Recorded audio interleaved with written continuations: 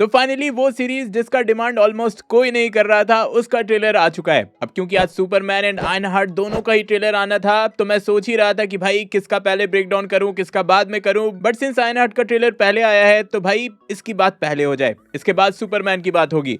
पहले बात कर लेते हैं कि आखिर रिरी विलियम्स है कौन। वैसे इस कैरेक्टर का ऑलरेडी अपीयरेंस वकांडा फॉरएवर में हो चुका है, लेकिन वहां भी कि एक्सेप्ट ये बहुत ही बड़ी जीनियस स्टूडेंट है, आयरन मैन की बहुत बड़ी फैन है, एक्सेप्ट दिस कोई भी बैक स्टोरी हमें वहां नहीं मिली है। हाँ, एक्सपेक्टेशन ये जरूर है कि भाई इस सीरीज में थोड़ी बैक स्टोरी हमें दे दी जाएगी इस कैरेक्टर की। कॉमिक बुक के पेजेस को पलटें तो वहां भी सिमिलर स्टोरी है कि कैसे रिरी विलियम्स टोनी स्टार्क की बहुत बड़ी फैन होती है एंड एमआईटी में स्कॉलरशिप मिलने के बाद वहां से एक आयरन मैन का आउटडेटेड आर्मर जो कि बच्चों को पढ़ाने के लिए यूज किया जाता था, उसको चुराकर रिवर्स इंजीनियर करके अपना एक वर्जन बनाती है। सिंपल वर्ड्स में कह सकते हो कि सॉर्ट ऑफ ये टोनी स्टार्क के आर्मर को कॉपी करने की कोशिश करती है। देन कॉमिक बुक की स्टोरी लाइन में सिविल वॉर के बाद, उस स्टोरी लाइन के बाद आयरन मैन कोमा में चला जाता है, तो टोनी स्टार्क की लेगेसी को कंटिन्यू करने के लिए ये as superhero Iron Heart लोगों की हेल्प करने लगती है।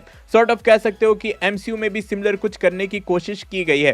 ट्रेलर के स्टार्ट में ही हम रिरी विलियम्स को किसी पुराने पिज्जा स्टोर में जाता हुआ देखते हैं, जहां सॉर्ट ऑफ उसका एक टेस्ट होता है किसी मिशन के लिए। अब क्वेश्चन आता है कि भाई ये चमन है कौन और ये इंटरव्यू क्यों ले रहा है। तो इस कैरेक्टर का नाम है Parker Robins AKA hood. Comic books में ये एक सुपर विलन है जिसे कि एक चोरी करने के टाइम किसी डेमन का हुड और बूट्स मिले थे, जिसका यूज करके इसमें सुपर पावर्स आ गए थे।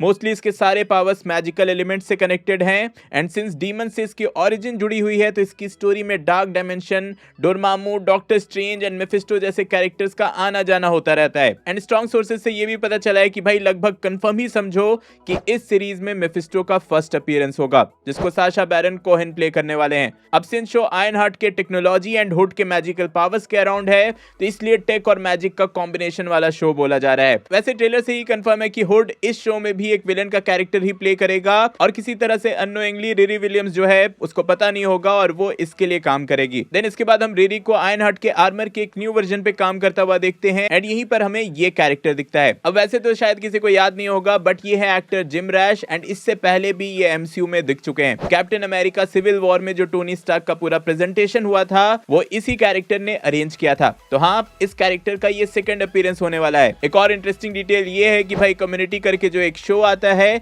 उसमें भी ये एक्टर एक सिमिलर कैरेक्टर प्ले करते हैं। टू बी एग्जैक्ट, ग्रैंडेल कॉलेज के डीन का कैरेक्टर वहां ये प्ले करते हैं और उस शो के one of the executive producers हैं खुद रूसो ब्रदर्स। तो हाँ, ये भी एक अच्छा कनेक्शन है। वैसे इसी शॉट में ध्यान दोगे तो एक डेट भी लिखा हुआ आपको मिलेगा, 25 जुलाई 2025 एंड इससे टाइमलाइन रिवील हो जाता है। एज पर एमसीयू का timeline black panther Wakanda forever की स्टोरी मिड 2024 की थी, तो ये स्टोरी वहां हुए इवेंट्स के लगभग 1 साल के बाद की होगी। देन आगे आता है ये कैरेक्टर। इस कैरेक्टर का नाम है जॉन, रिरी विलियम्स का वन ऑफ द फ्रेंड। बाकी कैरेक्टर्स की अगर बात करें तो ये कैरेक्टर है रिरी विलियम्स की मां रॉनी विलियम्स। ये है नैटली वॉशिंगटन, रिरी विलियम्स की one of the best friend. Comic books में ये कैरेक्टर एग्जिस्ट करती थी, बट वहां 10 साल के एज में ही इसकी डेथ हो गई थी। ट्रेलर में इवन रिरी विलियम्स वकांडा में हुए इवेंट्स को भी इनडायरेक्टली इंटरनेशनल इंटर्नशिप करके मेंशन करती है और बोलती है कि अब वो कुछ आइकॉनिक बनाना चाहती है। एंड देन हम उसे आयरन मैन के आर्मर का वर्जन, उसकी कॉपी बनाता हुआ देखते हैं। अब है ये तो बड़ी बात, लेकिन आइकॉनिक बनाने की बात बोलने के बाद आप एक आयरन मैन का आर्मर का वर्जन बना रहे हो,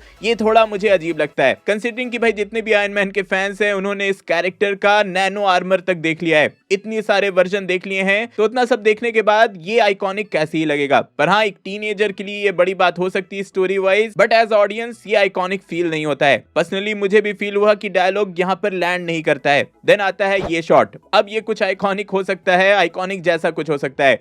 हम रिरी विलियम्स के सामने होलोग्राम देखते हैं एंड जिनको नहीं पता उनके लिए बता दूं कि ये कॉमिक बुक से आयरनहार्ट की AI नैटली है, जो कि उसने खुद बनाया था। देन इस वाले शॉट में आप रिरी विलियम्स के हाथ में आर्क रिएक्टर जैसा कुछ देख सकते हो, जो कि ऑब्वियसली उसके सूट को पावर करने के लिए होगा। ट्रेलर के एंड में हम आयरनहार्ट के कुछ एक्शन सीक्वेंस भी देखते हैं। पर्सनली ये ट्रक वाला शॉट मुझे बहुत ही बढ़िया लगा एंड ओवरऑल VFX और एक्शन सीक्वेंस भी मुझे बढ़िया ही लगे। VFX में ऐसा कोई इशू फील नहीं हुआ एंड बिल्कुल ही एंड में एक और कैरेक्टर से हमें इंट्रोड्यूस किया जाता है ये कैरेक्टर है जो मिक गैलिकडी, जो कि रिरी विलियम का फ्रेंड होगा, साथ ही उसके टेक बनाने में हेल्प करेगा। ऑनेस्टली बोलूं तो आयरनहार्ट की सीरीज को वकांडा फॉरएवर के इमीडिएटली बाद आ जाना चाहिए था, उसी टाइम रिलीज कर देना चाहिए था, क्योंकि ये शो ऑलरेडी 2 साल से बन के रेडी है। सही बोलो तो फैंस को छोड़कर जनरल ऑडियंस तो इस कैरेक्टर के एग्जिस्टेंस के बारे में भी भूल चुकी है। बेसिकली इन्होंने कुछ ज्यादा ही डिले कर दिया है। एट दिस पॉइंट कोई भी स्टोरी जो कि डूम्सडे या सीक्रेट वॉर से डायरेक्टली कनेक्ट नहीं होती है उसके लिए हाइप बनाना मुश्किल है। एंड पर्सनली मैं अपनी बात करूं तो मैं भी इस शो के लिए कुछ खास एक्साइटेड नहीं हूं। ट्रेलर से काफी जेनरिक टाइप की फीलिंग आ रही है, पर फिर भी मैं नहीं तो आप में से कुछ लोग जरूर होंगे जो एक्साइटेड होंगे। तो हाँ, कमेंट में जरूर बताना कि कौन कौन एक्साइटेड है और आपको ट्रेलर में क्या अच्छा लगा और क्या बुरा। सुपरमैन के ट्रेलर का ब्रेकडाउन देखने के लिए ऊपर वाली वीडियो देखें और पीस मेकर का ट्रेलर ब्रेकडाउन देखने के लिए नीचे वाली।